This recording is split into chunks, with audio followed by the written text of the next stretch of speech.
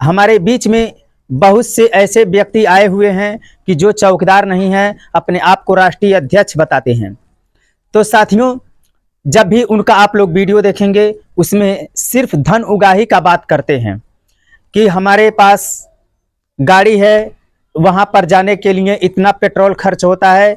जब चौकीदार मात्र 2500 रुपया पाता है, उस 2500 रुपये में राष्ट्रीय अध्यक्ष जी का खर्चा चलाने के लिए या उनके गाड़ी में पेट्रोल डलवाने के लिए जब चौकीदार उनको हर महीने 50 रुपये 200 रुपये करके डालेंगे, तब जाकर उनका गाड़ी चलेगा।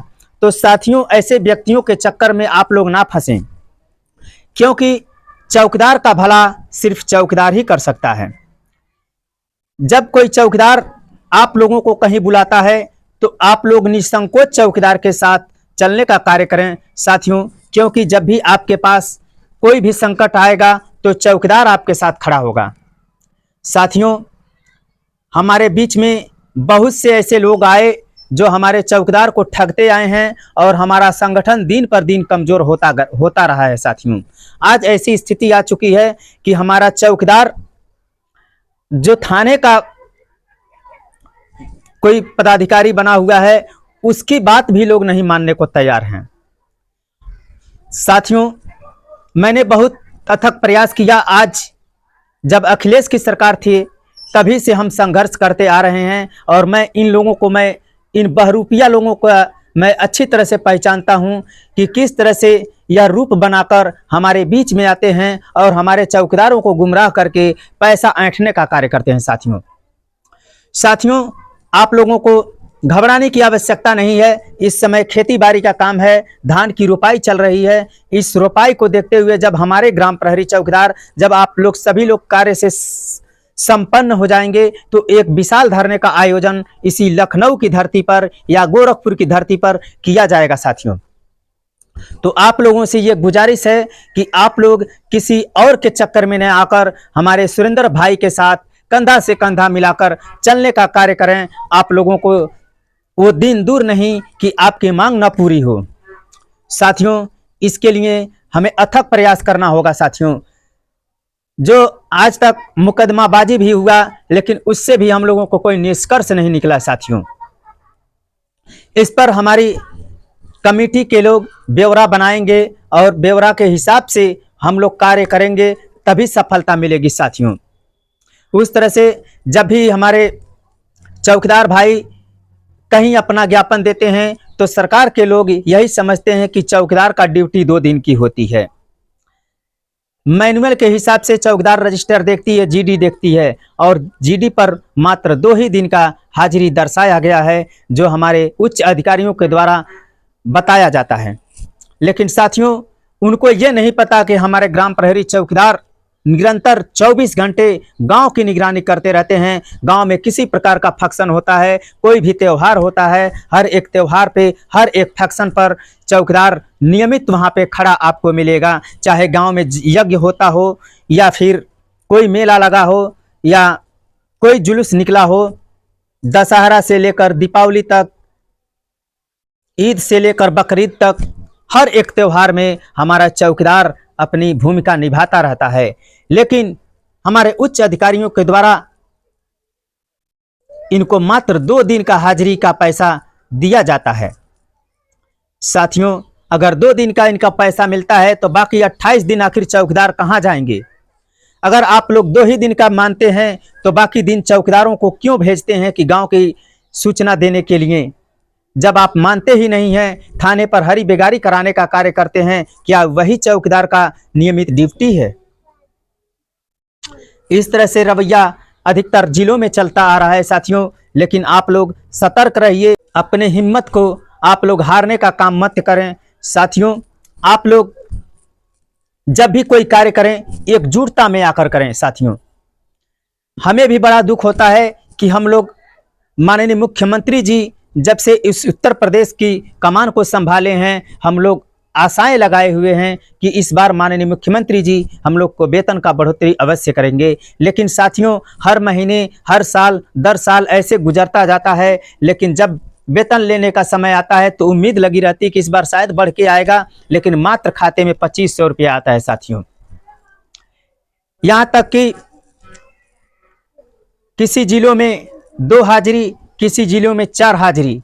यदि हमारा चौकीदार जिस जिलों में 4 हाजिरी कराया जाता है, चाहे वो 10 हाजिरी कराएं, लेकिन यदि एक दिन उन चौकीदार का छुट्टी हो जाता है, बाई चांस किसी काम में फंस जाते हैं, वह थाने पर नहीं पहुंच पाते हैं, तो उनका वेतन भी काट लिया जाता है।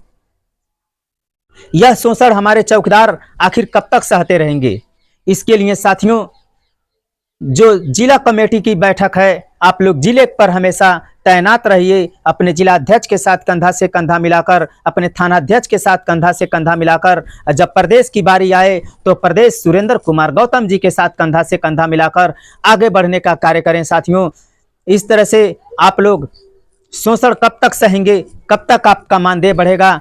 हम लोगों का जो 20-22 साल के थे तभी से हम चौकीदारी कर रहे हैं, आज हमारी उम्र लगभग 40 वर्ष हो चुकी है। इसी तरह से बुढ़ापा आ जाएगा और बच्चों का भविष्य भी खराब हो जाएगा साथियों। इसलिए आप लोग, अभी भी समय है, माननीय मुख्यमंत्री जी को जगाने का काम करना चाहिए साथियों। इस माननीय मुख्यमंत्री जी तक हम लोगों का सही मैसेज कब पहुँचे, और माननीय मुख्यमंत्री जी के हाथों में वो ताकत है कि माननीय मुख्यमंत्री जी चाहेंगे रातों रात कुछ भी कर सकते हैं।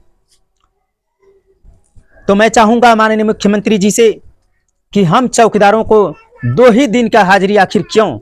28 दिन हम लोग कहाँ जाएंगे, कहाँ पे मजदूरी करेंगे?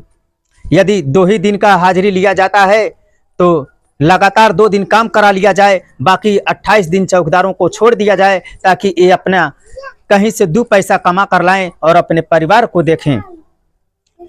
लेकिन ऐसा नहीं है साथियों, सप्ताह में बुलाया जाता है तो चौकीदार जब तैयारी कहीं बनाने के लिए जाएगा कि हमको कहीं से कमा कर लाना है, तब तक हाजिरी का समय आ जाएगा, वो अधूरा काम छोड़ कर आएगा। इस तरह से चौकीदार को कोई काम पर नहीं रखता है, भगा देता है कि ऐसा काम नहीं चलेगा, आपको काम करना है तो बराबर आना होगा। तो जब 2 ही दिन कराना है तो लगातार 1 या 2 तारीख को या किसी भी तारीख को लगातार उनसे 2 दिन करा लिया जाए। जब उनको मानदेय के रूप में मात्र 2500 रुपया दिया जाता है, 2 ही हाजिरी दिखाया जाता है, तो बाकी दिन चौकीदारों से क्यों सूचना मांगी जाती है, क्यों किसी त्योहार में लगाया जाता है? यदि त्योहार में लगाया जाता है, बैंक पे लगाया जाता है, स्कूल पे लगाया जाता है, अथवा किसी चौराहे पे लगाया जाता है, तो चौकीदारों को 30 दिन की ड्यूटी क्यों नहीं दर्शाई जाती है? मैं चाहूंगा अपने उच्च अधिकारियों से, चाहे हमारे जिलाधिकारी महोदय हों या पुलिस कप्तान महोदय, जब भी चौकीदारों की कोई बात हो तो आप लोग चौकीदारों को 30 दिन की हाजिरी नियमित करने का कार्य करें, ताकि इनके भी परिवार सही ढंग से चल सके। और इस पर माननीय मुख्यमंत्री जी तब विचार करेंगे कि हमारा चौकीदार 30 दिन ड्यूटी करता है, तो 30 दिन की ड्यूटी दर्शानी चाहिए, न कि 2 दिन की ड्यूटी। तो साथियों, आप लोगों को घबराने की आवश्यकता नहीं है, और किसी बिचौलिए के चक्कर में आप लोग फंसेंगे, पैसा पर पैसा देते जाएंगे, लेकिन आपका कल्याण नहीं होगा। हमारे संगठन के, चाहे हमारे सुरेंद्र कुमार गौतम जी के द्वारा या हमारे सुरमन पासवान, प्रेम सिंह, अनेक साथी हैं, सतीश प्रधान जी हैं, आप लोगों से कभी किसी चौकीदार से पैसे की मांग आज तक नहीं किए। वह निस्वार्थ भाव से अपने पास से बेचारे पैसा लगाकर सुरेंद्र कुमार गौतम हमेशा चौकीदारों का भला सोचने का कार्य करते हैं साथियों। ऐसे प्रदेश अध्यक्ष के साथ रहना आप लोगों को बहुत अच्छा लगेगा, आप लोग बहुत खुश रहेंगे कि हमको प्रदेश का नेतृत्व करता अच्छा मिला है। हमारे सुरेंद्र कुमार गौतम जी आप लोगों की आवाज बनना चाहते हैं, आप लोगों का ताकत के बल पर वह सरकार से हमारी मांग उठाने का कार्य करते हैं, तो आप लोग उनका सहयोग करें। जब भी वो अपनी उपस्थिति कराते हैं व्हाट्सएप ग्रुप में, तो आप लोग उनके बातों को सुने और उस पर विचार करते हुए उनके बातों का जवाब भी देना चाहिए, और उनको हौसला देना चाहिए कि प्रदेश अध्यक्ष आगे बढ़िए, हम आपके साथ हैं। न कि किसी बिचौलिए के चक्कर में आप लोग फंस जाते हैं, आप लोग बर्बाद हो जाएंगे साथियों। क्योंकि देश की आज़ादी के लिए हमारे माननीय चंद्रशेखर आजाद जी, जो आज अपने ही गोली से अपने आप को, लेकिन अपने आप को अंग्रेजों के हवाले नहीं किए साथियों। और यहाँ तक कि हमारे भगत सिंह को फांसी के फंदे पर चढ़ा दिया गया, और वो हंसते हंसते फांसी के फंदे पर चढ़ गए। और नेताजी सुभाष चंद्र बोस जी वह उनका कहना था कि तुम मुझे खून दो, मैं तुम्हें आज़ादी दूंगा। तो साथियों, उसी तरह से हमारे संघर्षशील, हमारे बीच में हमारे प्रदेश अध्यक्ष श्री सुरेंद्र कुमार गौतम जी हमेशा चौकीदारों के भला के लिए आगे बढ़ते रहते हैं। और आप लोगों को बस इनका साथ देना है, इनके साथ चलना है। इनके साथ रहकर आप लोग देखिए कि हम लोगों का मानदेय बढ़ता है कि नहीं। जब हमारे उत्तर प्रदेश के लगभग 70,000 चौकीदार कहे जाते हैं, मैं मानता हूं उसमें कुछ बुजुर्ग होंगे, कुछ असहाय होंगे जो नहीं पहुंच पाते हैं, लेकिन कम से कम 50,000 चौकीदार तो उनके साथ जुड़ ही सकते हैं, इकट्ठा हो ही सकते हैं। तो आप लोग जब भी हमारे प्रदेश कमेटी के बैठक होगी, बुलावा आएगा या कोई मीटिंग या धरना रखा जाएगा, तो आप लोगों को एकत्रित होकर हर एक थाने से कम 50-60 चौकीदार, 40 चौकीदार, इस तरह से जब चौकीदार हमारे हर एक जिले से निकलेंगे, हर एक थाने से निकलेंगे, तो वहाँ लखनऊ की धरती पर जमीन कर कमी पड़ जाएगी कि चौकीदार खड़ा कहाँ रहेंगे। जब इस तरह से आप संघर्ष करेंगे तब जाके हम लोगों को आज़ादी मिलेगी साथियों, अन्यथा इस तरह से हम लोग भटकते रह जाएंगे। तो इन्हीं सभी बातों के साथ मैं अपने वाणी को विराम देता हूँ। जय हिंद।